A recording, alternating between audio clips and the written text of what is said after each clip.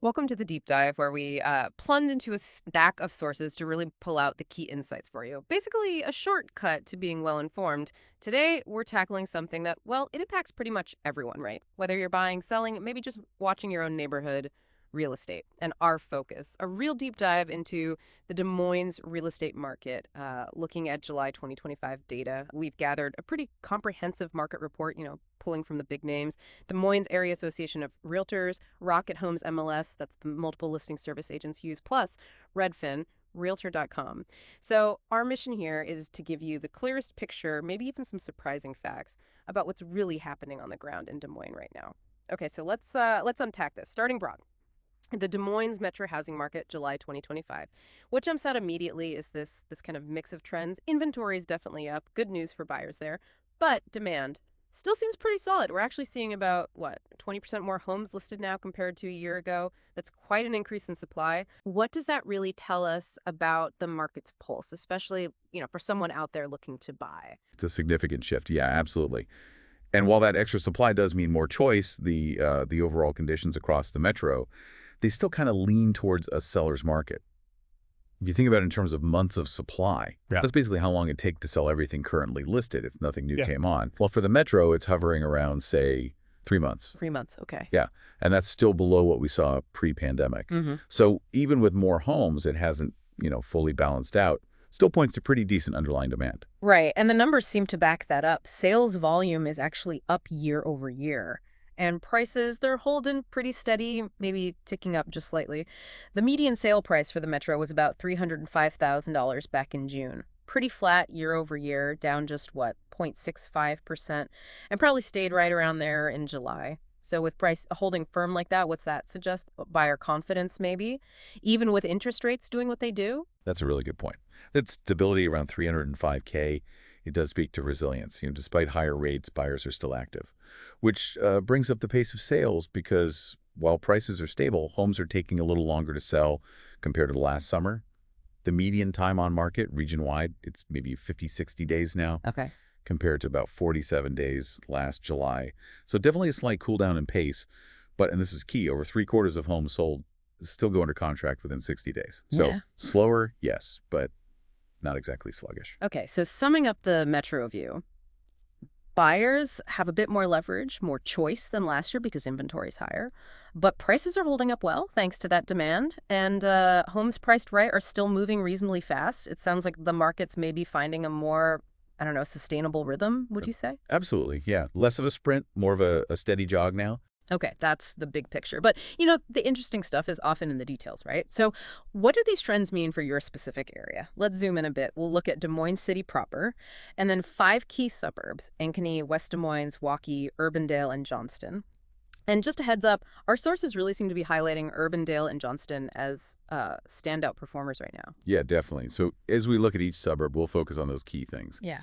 Median prices, price per square foot, how long homes are taking to sell the days on market or DOM inventory levels, and how prices are appreciating or not.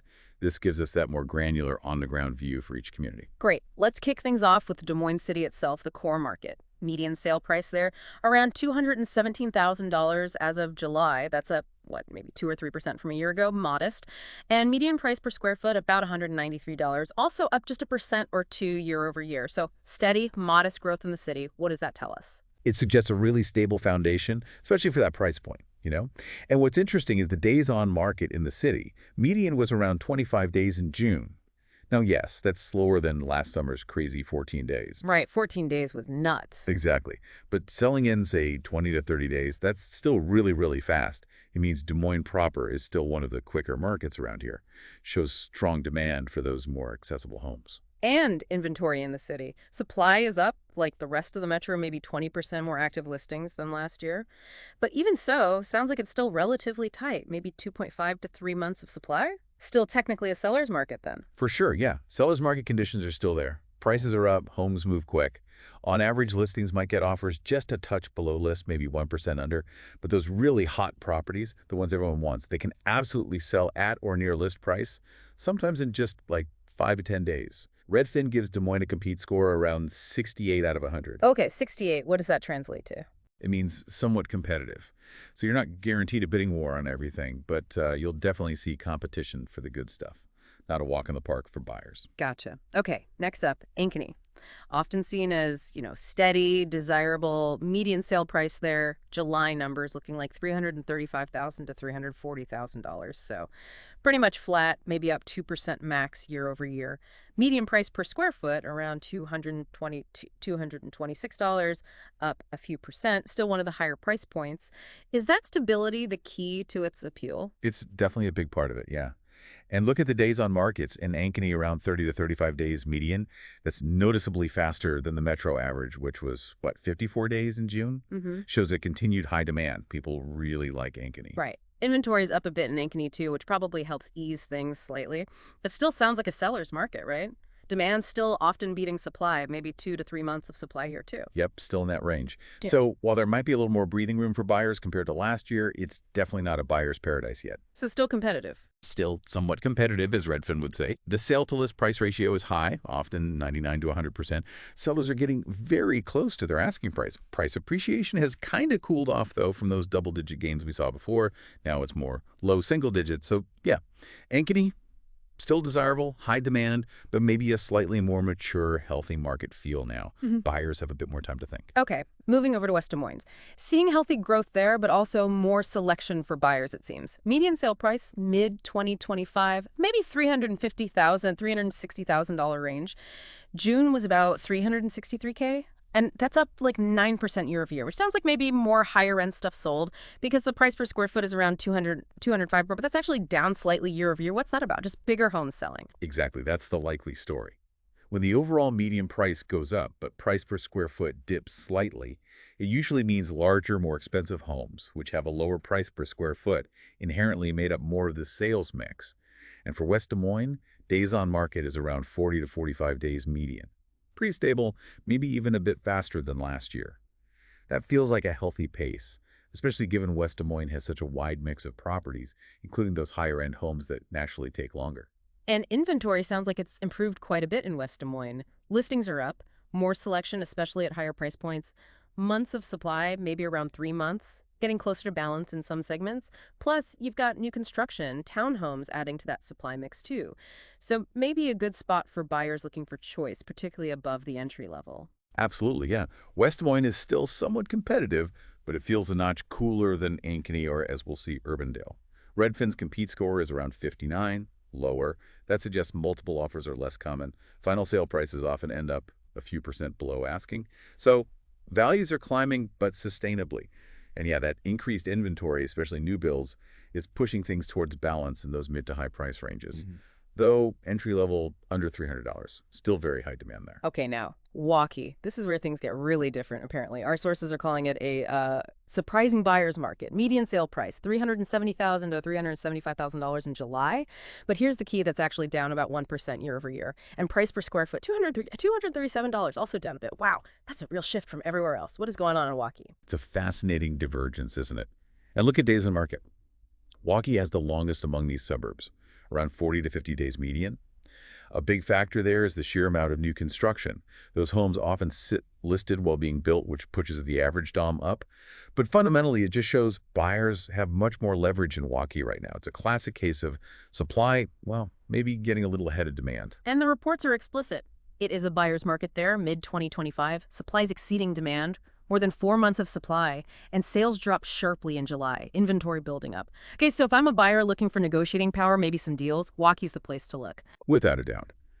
Yeah, the market dynamics in Waukee have clearly flipped. Prices are softening. You're seeing more listings needing price cuts. Sellers might need to offer concessions, help with closing costs, that kind of thing. Builders are definitely offering incentives, supplies packages, rate buydowns, you name it. The leverage is squarely with the buyers. Over half the homes have been selling below asking. It's really a short-term rebalancing act because of all that rapid new housing supply. Great opportunity if you like new construction. Wow. Okay. Big contrast. Now, let's swing back the other way to Urbandale, highlighted as a top performer. Fast sales, strong appreciation, median price around $370,000 in July, but this time it's up maybe 7 to 10% year over year. That's one of the strongest appreciation rates we're seeing. Price per square foot around $220, plus rent's also up.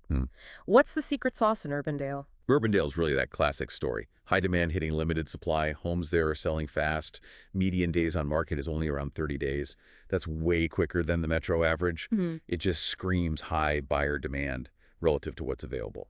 It's an established area, great amenities, good schools. Hmm. People clearly want in. And inventory, still tight, you're saying. Even with some increase in listings, demand is just soaking it up, maybe only 2 months of supply. That is low. So buyers need to be ready to pounce. Multiple offers still common there. Often, yes. Urbandale really stands out for that combo. Fast price growth and quick sales.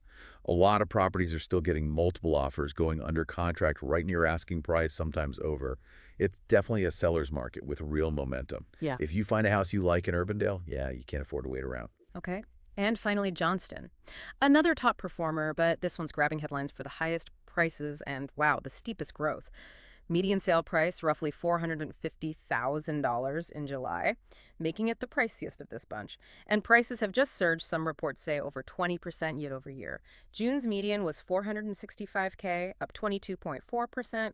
Price per square foot, $209, up similarly. That's an incredible jump in just 1 year. It really is pretty remarkable. And what's striking is, despite those high prices, homes in Johnston are still selling relatively fast. Median DOM around 35 to 40 days, which is actually quite a bit faster than last year. Homes are going pending in about 29 days on average. It just shows incredibly robust demand. Even at those premium price points, the market there is very, very active. And inventory. Still limited for that level of demand in Johnston. Around 2 to 3 months of supply again, so the market actually tightened over the last year, pushing prices up that much. Buyers should pretty much expect to pay asking, right? That 99-100% sale to list ratio. What's the deeper story here beyond the stats? What makes Johnston so hot right now? I think Johnson really shows how hyper-local factors can drive things, even when the broader market is cooling a bit. You've got top-tier schools, right? You have specific luxury new developments coming online, a strong community feel. These things create these little microclimates of intense competition. It's a prime example of how certain amenities can just override broader trends.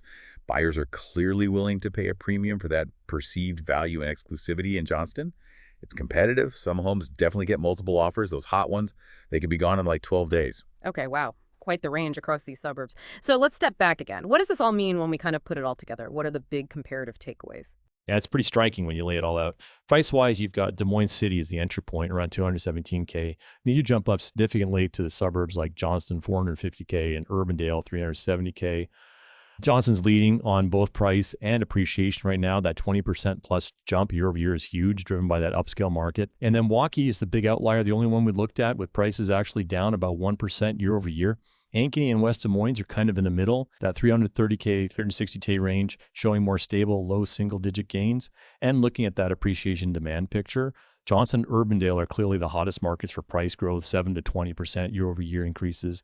And that ties directly back to what we said. High demand, limited inventory in those established areas. Des Moines City, Ankeny, they're seeing more modest growth, maybe 2-3%, which raises that interesting question, right? Why has Waukee cooled so much? It really seems to be all about that ample new supply hitting the market there. Buyers seem to be prioritizing the tighter inventory in places like Urbandale and Johnston, fueling that stronger appreciation. Then there's the speed of sales, the days on market.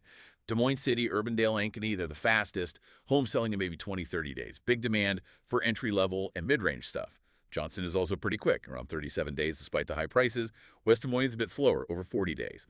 And Waukee's the slowest, taking around 6 weeks, sometimes more. Yeah, double the time of Ankeny or Urbandale. Right, it really highlights how different the buyer experience is. Patience is needed in Waukee, while speed is crucial in Urbandale. And that connects directly to inventory and months of supply. Yes, the whole metro has more inventory. Listings are up 20% overall, but it's distributed so unevenly. Waukee has seen the biggest jump, pushing it over 4 months of supply, clearly buyer territory. Meanwhile, Des Moines, Ankeny, Urbandale, Johnston, still lean supply, 2 to 3 months typically. Firmly sellers markets. West Des Moines is sort of in the middle, more inventory, maybe 3 months, getting closer to balance. And new construction is a huge piece of this story. Places like Waukee, West Des Moines have lots of new builds boosting supply. Established areas like Urbandale or older parts of Des Moines just don't have that same pipeline. So just to kind of rank them by competitiveness, Urbandale and Johnston feel like the hottest right now, most competitive. Des Moines and Ankeny are also competitive, definitely sellers markets, just maybe less intense price growth. West Des Moines, moderately competitive. And Waukee, clearly the coolest, most buyer-friendly market of the bunch right now. Which really raises that key question. What does this mean for your strategy? Right. If you're selling, well, in Johnston or Urbandale, you could probably be more confident with your pricing, expect a quicker sale. In Waukee, You likely need to price more sharply, be prepared for negotiation, maybe offer incentives.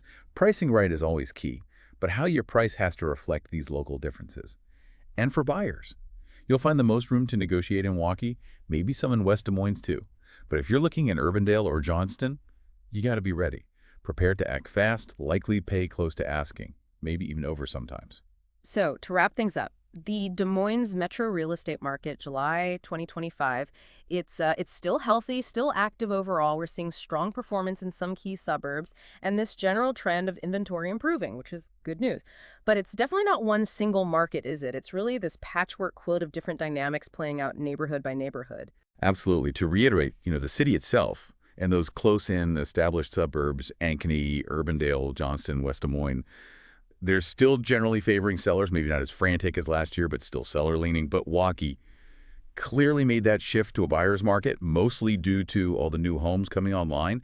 You could say the overall market's cooled from, a rolling boil down to more of a simmer. Still favors sellers mostly, but moving towards better balance. And yeah, Urbandale and Johnston just stand out right now with truly red-hot performance, and they're kind of in their own category at the moment. So, a lot to think about there. What really stands out to you listening right now about these trends? And maybe chew on this. Considering these very different conditions, Waukee's ample supply versus the kite markets in Urbandale or Johnston, how do you see the Des Moines landscape evolving over, say, the next 6 to 12 months? How might these local stories play out? Something to consider for your own journey.